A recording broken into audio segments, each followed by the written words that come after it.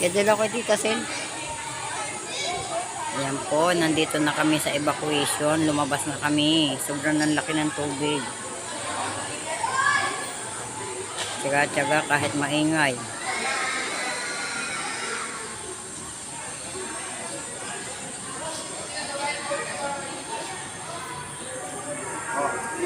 Thank you. Pakikita eh. Simula naman sa bahay, hanggang dito. Katulong mo ako eh. Anong katulong? Titis mo, tapon ko na rin. O, tapon nyo na doon. Matititis nga, naglutang doon. Uy, kinuha ko yun, ha? Ang quick, ha?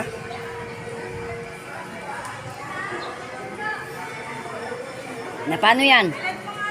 Na paano? Ang bibinad. Doon sa ano ni Tita Sid?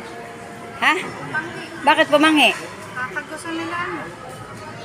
Hindi mo, doon o, yun may bakante o. Doon sa mainit. Laboy, dyan o. Yung bata doon ay baka masaktan. Ang bibinad. Maghanap ka. Ano sa bubungan, sa bubungan? Ayun, pwede doon. Dumit doon eh. Ang dumi sa mga yan eh. Maghanap ka nga. Sampayan nila yan eh. Ginawa nga nila kasi sasampayan nila. Ay! Bit yung presi. Ato, ito tuwa ko yun. Dali ito yun. Sinabaw ng kutbe. Yung kutbe. Oo. Pasaba yung mukha na yun. Yung simento, yung pasaba yung simento. Pagtayo yun. Malinis yan kasi panayulan yan eh.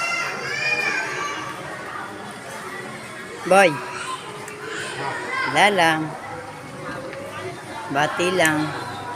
Yan, ayaw pa yan lumabas. Kung di pa pumutok ang kuryente, ayaw niya lumabas. Madadala ko kayo ng siya. Hindi ah. Takot sa kuryente pala kuya mo. Kung di pa pumutok ang kuryente. Ala, sa ano pa, pag natuyo pa ang tubig, dun pa lang magkakaroon ng kuryente sa atin. Wala nang tubig talaga, pagilang-ilan. Oo, dun pa lang ayusin yun. Yan ang metong. Metong po. Pagpawala mo ngayon, marami ang bugdan namin. Ayan, ganyan po kagulo ang aming buhay din eh. Diyan, buto kong tuyo yun. Oo, siguro.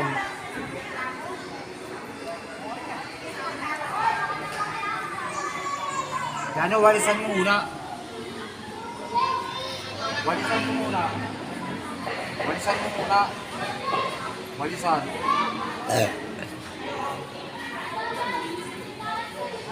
Ano yun, isda?